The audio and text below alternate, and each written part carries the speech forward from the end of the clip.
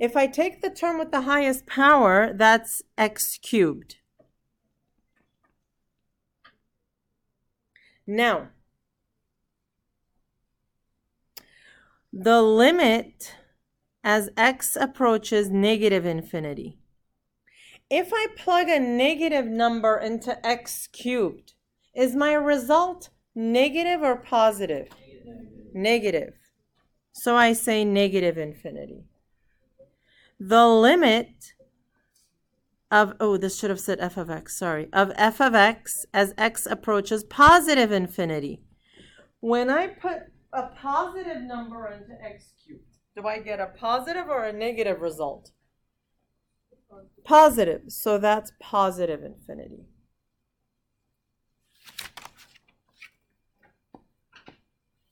Okay?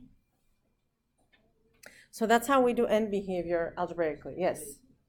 How would we be able to recognize like that second graph we had where it was 0? Like algebraic, instead of infinity. Okay, so we're gonna do more of that in like section 5. Right? But this polynomial, you've done it in algebra 2, so that could be, you know, on a non-calculator part. Yeah. No matter what the power is, if you plug in a positive number, it's going to be positive. Right?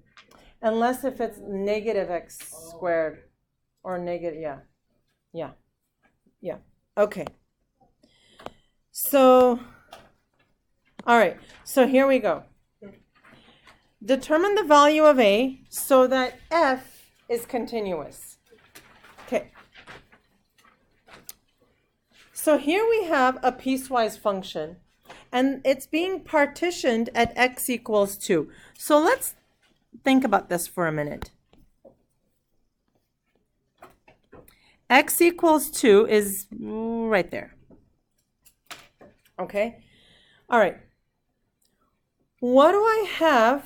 What's the graph to the left of x equals 2? To the left of x equals 2, that's in this region. What is my graph? X squared plus 1. What is that? What type of graph is that? It's a parabola, x squared plus 1. I could graph that, right? Let's graph that. Why not? So x squared plus 1. So when x equals 2, how much is it? What's the y value? 5. And it's open there.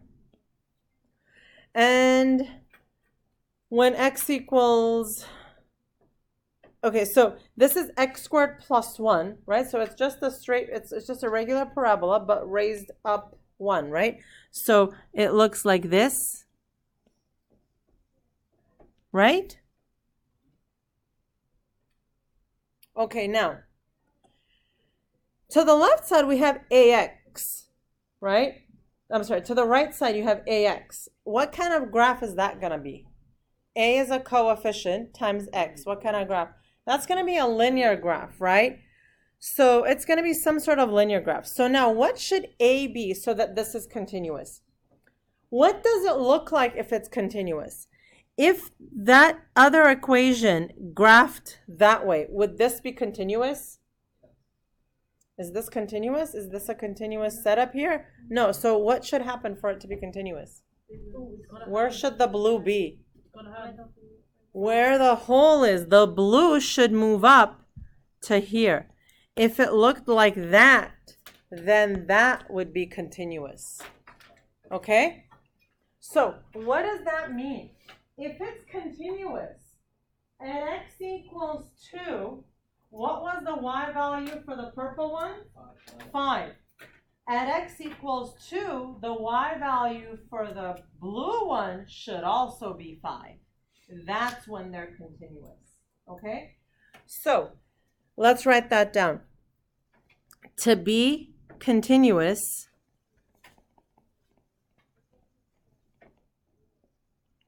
both equations should have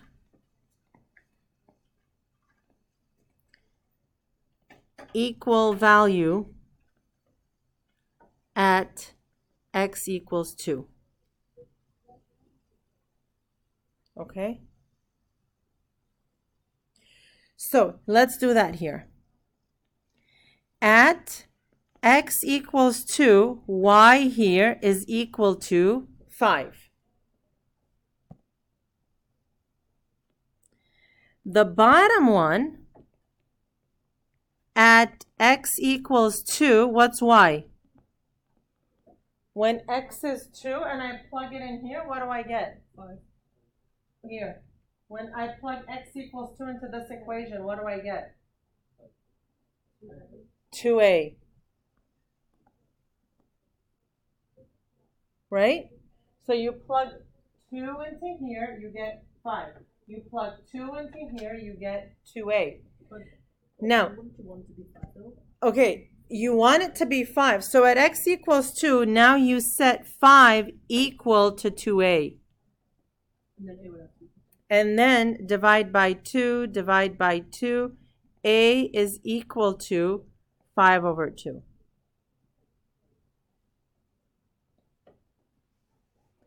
Okay, so guess what?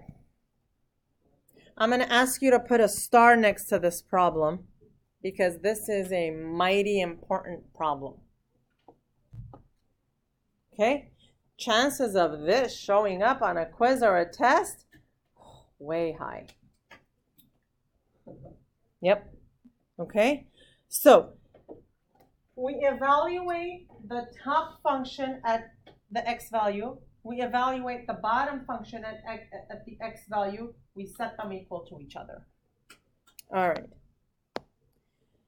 All right, so let's talk about car rental companies. There is a car rental company that charges a base fee of $35 to rent a car, as well as a daily fee of $15. Write an equation that models the total rental fee as a function of the number of days of N. Okay. We could do this. We could do it in Algebra 1, right? We could do it in Pre-Calc Honors. So, we have to write a function of the number of days N, a function f of N, right? So that's f of N. So I say f of N is equal to, okay, so tell me the function. I know you guys know. 35 plus 15N. Okay, as the number of days increase, what value does the cost approach? So as the number of days increase. Now, in problems like this, when it says increases, we're not talking about it going from 1 to 2. We're talking about like increasing infinitely. So you have to assume that it says increase infinitely. Okay? So what this is the limit of f of N. Okay, so what is happening to the value as the days increases? What are the days? What variable? N. So as N approaches infinity, what's happening to the value? It's infinity. Exactly. So this is a problem about notation, basically. So look at the beauty of this math. I can say, as the number of days increases infinitely, what value does the cost approach? Or I could say, what is the limit of f of N as N approaches infinity? And that little, grouping of symbols means the same thing as that long sentence. Okay? So if I were walking down the street and I saw that on a billboard, just that, I'm like, oh, somebody wants to know what happens to the value of f as N increases infinitely. Okay? I could write it out and waste ink, or I could just say that. Okay, so now, let me, just a sec.